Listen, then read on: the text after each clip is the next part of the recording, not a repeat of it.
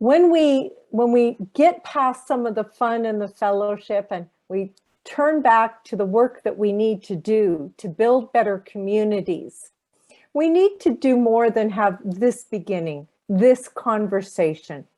Certainly, we can talk about the diversity and inclusion or where we need to improve on being inclusive of diversity.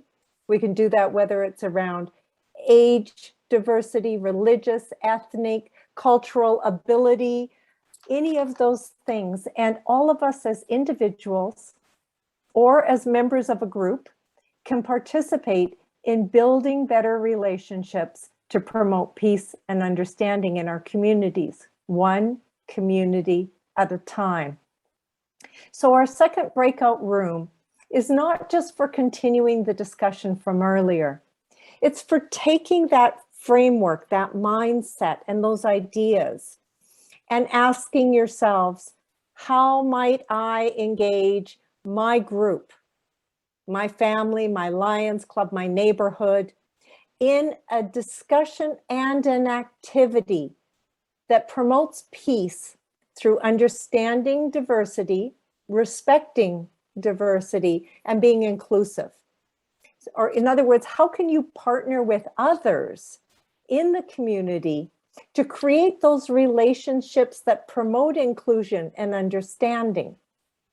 Now, that topic is going to be in the chat box for you there again when you get to your breakout room. Once again, you'll have 20 minutes. Use a moderator to keep your conversation going. Take a screenshot if everyone's in agreement. But use this as a point in time to move from where we are, or from the desire to create peace, to beginning to design what that will look like, from sharing ideas to planning your actions, because we want you to plan something you could do. Now, I haven't forgotten that Bawa said you could talk to one new person and learn about their culture. You could continue to do all those acts of kindness, because we all know kindness matters. But what else can you do? And share, brainstorm ideas that will take this from just a discussion into a real activity that you could do. Are we ready for the breakout rooms now, team? It is part of our mission, of course, part of our purposes as Lions, and for our friends of Lions who've joined us tonight, but to create and foster a spirit of understanding. And we can do that one relationship at a time, one community at a time. And so we are going to close with a call to action. And the call to action is this. So I might just wait for Daniel to put up slide 10 for me. For you to take all these great ideas and everything that came up on the brainstorming and the word event that we did on the Kahoot, but to plan a community activity you can complete to foster a spirit of peace and understanding. And we won't say it has to be on September 21st, but during the week of September 21st on International Peace Day. So that leads us to some next steps we'd like to share with you on the following slide. On August 21st, we've already planned to meet back here on Zoom again for all of you who would like to join us, and for those of you who already are making plans to bring back your partner in service, your partners in the club, your friends and neighbors in the community. Bring them along to this next Zoom event on August 21st, because on that day, we're going to hear about some project ideas from around the world. We are going to hear from Olga in Greece. We're going to hear from Andrea in the Republic of North Macedonia.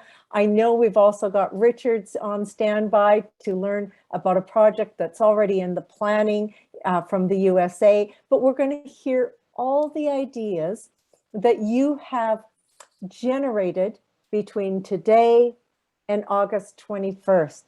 And we're going to share And we're going to workshop those ideas so that you can plan and strengthen your initiative for your community.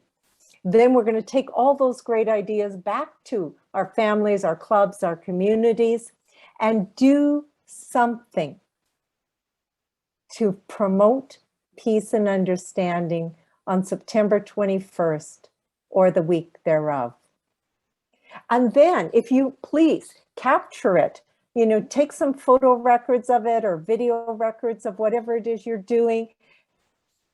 Please capture what you do to promote peace and understanding, because then on October 24th, we're going to host you all back here again with your friends and your community partners for a celebration and a sharing of those activities that you did that were building peace. So those are the next steps.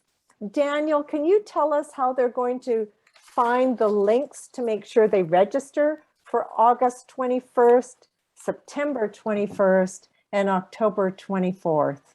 Daniel?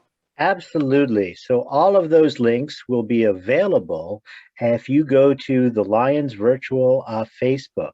You will be able to see the events there and register for those events.